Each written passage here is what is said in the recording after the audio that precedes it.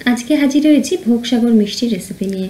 বাড়িতে মিষ্টি একবার তৈরি করে নিলে আর দোকান থেকে মিষ্টি খেতে ইচ্ছা করবে না। বাড়িতে নিজের হাতে বানানো ফ্রেশ মিষ্টি স্বাদই আলাদা।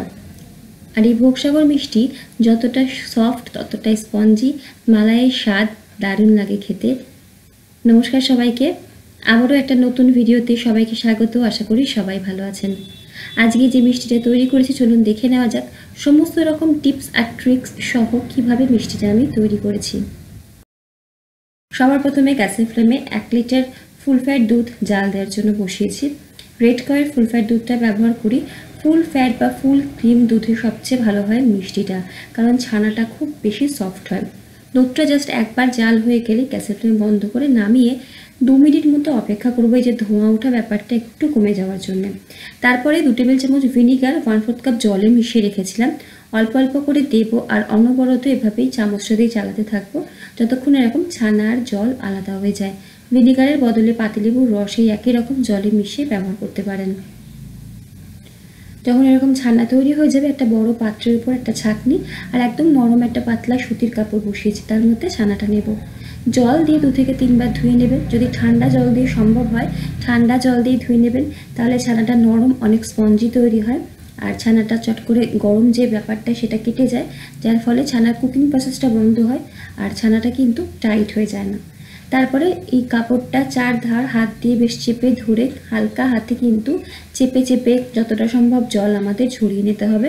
যদি হাতে সময় কম থাকে এই কাপড়টা বা পুটলিটার ওপরে একটা ভারী জিনিস চাপিয়ে দিতে পারেন, অথবা যদি সময় থাকে 1.5 ঘন্টা এভাবে কাপড়টাকে রেখে দিতে পারেন যতক্ষণ না জলটা ঝরে যাচ্ছে।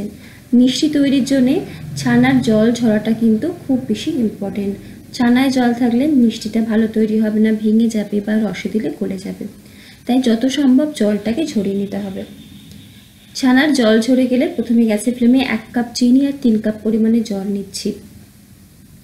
যদি 200 গ্রাম চিনি হয় সেক্ষেত্রে 600 ml আমাদের এখানে জল নিতে হবে। চিনিটাকে জলের সাথে ভালো মতো মিশিয়ে নেব। গ্যাসের ফ্লেমটাকে মিডিয়ামে করে মিশিয়ে নিচ্ছি। চিনি মিশে গেলে এখানে গ্যাসের ফ্লেমটাকে একদম লোতে করে দেবো আর ঢাকা দিয়ে রসটাকে কিন্তু ফুটতে দেবো। চিনির রস সবসময় মিষ্টি তৈরির জন্য আগে থেকে করে নিতে হয়। এদিকে ছানার জল ঝরে গেছে, ছানাটাকে নিয়ে নিচ্ছি আমি। আজকে চপিং বোর্ডের উপরে ভেবেছি যে ছানাটা তৈরি করব, যেহেতু এটা কাঠের চপিং বোর্ড, আর ওই জন্য চপিং বোর্ডটাকে আগে থেকে ভালো মতো ধুয়ে পরিষ্কার করে আমি শুকিয়ে রেখেছি। এর মধ্যে দিয়ে দেবো 1 চা চামচ পরিমাণে চিনি আর 1 চা চামচ ঘি। ঘি দেওয়ার সময় কোনো রকমের ফোনের ক্যামেরাটা বন্ধ হয়ে গেছে, তার জন্য দুঃখিত। এখানে ঘি দিতে হবে, সাদা তেল দিলে কিন্তু হবে না। ছানার মধ্যে এক একটা উপকরণের জন্য কিন্তু মিষ্টির স্বাদটা একই রকম হয়। ভালো করে 4 থেকে 5 মিনিট হাতটা আলু ভাতের মতো হোক বা হাতের তালুর সাহায্যে হোক ছানাটাকে একদম মসৃণ করে মেখে নিতে হবে, যাতে ছানার সমস্ত বড় দানা ভেঙে যায়। নরম তুলতুলে আস্তে আস্তে দেখবেন হাত থেকে আর চপিং বোর্ড থেকে কিন্তু বা যেটাতে মাখছেন সেটার থেকে ছানাটা দেখবেন একসাথে একত্র হয়ে গেছে। বুঝতে হবে ছানা মাখা হয়ে গেছে। এখান থেকে ছোটো ছোটো আলাদা ছানার বল তৈরি করে নেব এবং চেষ্টা করব মিষ্টিগুলো যাতে সমান হয়, তাহলে একই রকম সময় সেদ্ধ হবে। একটা ছানার বল নিয়ে হাত দিয়ে মসৃণ গোল বলের মতো একদম করে নেব। তারপরে জাস্ট হালকা করে চেপে দেবো। মিষ্টিগুলো একটু ফোলা ফোলা হয়, দেখুন রসমালাইয়ের মতো কিন্তু একদম চ্যাপটা করে নিই। হালকা করে জাস্ট হালকা করে প্রেস করে দেবো। ফোলা ফোলাই থাকবে, কিন্তু রসগোল্লার মতো একদম গোল গোল হবে না। এভাবে ছানার বলগুলো শেপ দেবো। যদি মনে হয় ছানাটা গায়ে ক্র্যাক করছে বা ফেটে যাচ্ছে সেক্ষেত্রে 2-3 ফোঁটা জলের ছেটে দেবেন, কারণ ছানার বলগুলোর গাটা কিন্তু একদম মসৃণ হতে হবে। যদি ফাটল থাকে সেক্ষেত্রেও কিন্তু রসে দেওয়ার সময় মিষ্টিগুলো ভেঙে যাবে। প্রত্যেকটা মিষ্টির শেপ দিয়ে নিয়েছি। এদিকে রসটা মিনিট 5-6 মতো ফুটেছে লো ফ্লেমে। এবারে গ্যাসের ফ্লেমটাকে একদম হাইতে করে দেবো। দেখুন রসটা ফুটছে। এক এক করে ছানার যে শেপগুলো দিয়েছি মিষ্টিগুলো এক এক করে এখানে ছেড়ে দেবো। রসটা কিন্তু এই সময় ফুটতে দিতে হবে। ঢাকা দিয়ে দেবো আর গ্যাসের ফ্লেমটা হাইতে করে দেবো। হাইতে করে একদম 7 মিনিট আমাদেরকে ফুটতে দিতে হবে রসের মধ্যে মিষ্টিটাকে। এই 7 মিনিটের মধ্যে একবারও কিন্তু আমি ঢাকনাটা খুলিনি। ঢাকনায় কোনো ছিদ্র থাকলে অবশ্যই লবঙ্গ বা অ্যালুমিনিয়াম ফয়েল দিয়ে বন্ধ করে দেবেন। বাড়িতে যেহেতু আমরা অল্প মিষ্টি তৈরি করি, তা চেষ্টা করবেন একটা ভারী অনেক ডিপ কড়াই বা পাত্রের মধ্যে করার, যাতে মিষ্টিটা ভালো মতো অনেকটা জায়গা পায় তৈরি হওয়ার জন্য, যাতে একটা ধাক্কা লেগে ভেঙে না যায়। 7 মিনিট ফোটানোর পরে কিন্তু যখন রসটা দেখবেন একটু শুকিয়ে গেছে, একটু ঘন হয়ে গেছে, পাশের ফ্লেমে আমি একটা গরম জল করতে দিয়েছি একটা বাটিতে। সেখান থেকে একদম ফুটন্ত গরম জল 1 হাতা করে নেব, আর এভাবে মিষ্টিগুলোর সাইড দিয়ে দিচ্ছি, মাঝখানে কিন্তু দিচ্ছি না, একদম সাইড দিয়ে টোটাল হাফ কাপ গরম জল আমি অ্যাড করেছি। তারপর আবার ঢাকা দিয়ে আমি 5 মিনিট মিডিয়াম ফ্লেমে মিষ্টিগুলোকে জাল করে নিয়েছি। দেখুন মিষ্টিগুলো কত সুন্দর দেখতে হয়েছে, আর একটাও মিষ্টি কিন্তু ভেঙে যায়নি। যদি একটু বড় পাত্রে আমরা মিষ্টিগুলো তৈরি করি তাহলে কিন্তু মিষ্টিগুলো ভেঙে যায় না। আর যদি ডিপ হয় পাত্রটা, তাহলে এই যে একটা ফেনা মতো ওঠে, যাতে মিষ্টির ওপর দিকটাও সেদ্ধ হয়, তো ওপর দিকে কিন্তু রসটা উঠে আসতে পারে না। তাই জন্য বললাম যদি একটু গভীর কড়াই হয় তাহলে ভালো হয়।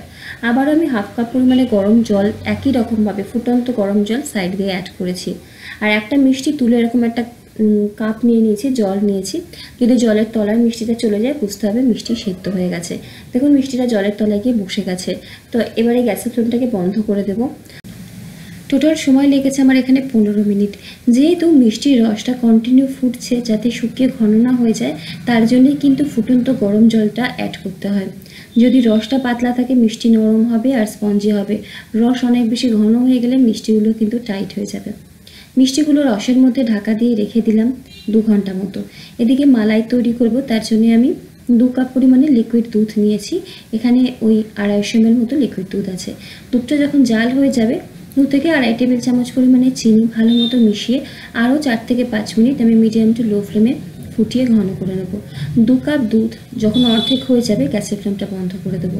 এখানে চাইলে একটু এলাচের গুঁড়ো দিতে পারেন ফ্লেভারের জন্য, তবে আমি এখানে কিচ্ছু দিচ্ছি না, এরকম সিম্পল রেখেছি। মালাইটা তৈরি হয়ে গেলে নামিয়ে নেব। মালাই এর থেকে বেশি ঘন করব না, ঘন মালাইতে কিন্তু মিষ্টির ভেতরে মালাইটা ঢুকবে না। আর এদিকে মিষ্টিগুলোও ঠান্ডা হয়ে গেছে, মালাইটাও ঠান্ডা করে নিয়েছি ভালো মতো।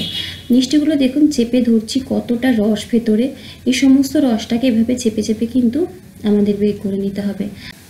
দেখুন একবার আঙুল দিয়ে যখন চিপছে আঙুলের দাগ পড়ছে মিষ্টিগুলোর গায়ে, আঙুলটা সরিয়ে নিলে কিন্তু মিষ্টিগুলো আবার আগের শেপে চলে আসছে। তো স্পঞ্জি মিষ্টি কিন্তু এরকমই হবে। আর ঠিক যেভাবে বললাম এভাবে তৈরি করলে মিষ্টিগুলো এরকমই সুন্দর হবে। প্রত্যেকটা মিষ্টির থেকে রস ছড়িয়ে নিয়ে আমি এভাবে মালাইয়ের মধ্যে দিয়ে দিচ্ছি। আর অবশ্যই মালাইটা ঠান্ডা হতে হবে। মিষ্টি কিন্তু ঠান্ডা হওয়ার পরে আর গরম কিছুতেই দেবো না।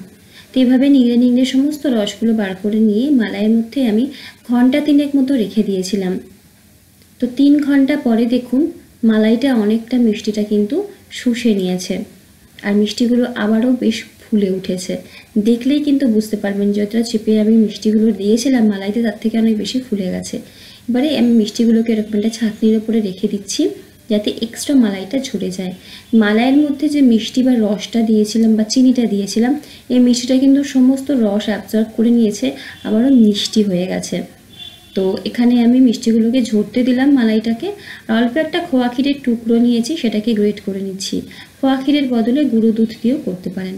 এবারে মিষ্টিগুলো হালকা হাতে এভাবে খোয়া ক্ষীরে কোট করে নিচ্ছি।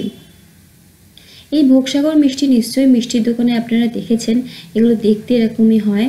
তো আমি খোয়া ক্ষীর দিয়ে কোট করছি। খোয়া ক্ষীরটা বাড়িতে তৈরি করা, যদি আপনাদের জানতে ইচ্ছা কমেন্ট বক্সে জানাবেন। অবশ্যই বাড়িতে তৈরি খোয়া ক্ষীর কীভাবে করতে হয় খোয়া ক্ষীর আমি রেসিপিটা আপনাদের সাথে শেয়ার করব, আর অনেকে নিশ্চয়ই জানেনও। তো এখানে ভোগসাগর মিষ্টি আমাদের রেডি। মিষ্টিটা একদম নরম তুলতুলে রসালো, মালাইয়ের স্বাদ থাকে, খেতে দারুণ হয়। অবশ্যই একদিন বানাবেন। ভিডিও কেমন লাগলো জানাবেন, ভালো লাগলে লাইক কমেন্ট শেয়ার আর সাবস্ক্রাইব করে পাশে থাকবেন। খারাপ লাগলে জানাবেন কেন খারাপ লাগলো। সকলে ভালো থাকুন, সুস্থ থাকুন, হাসি খুশি থাকুন। ধন্যবাদ।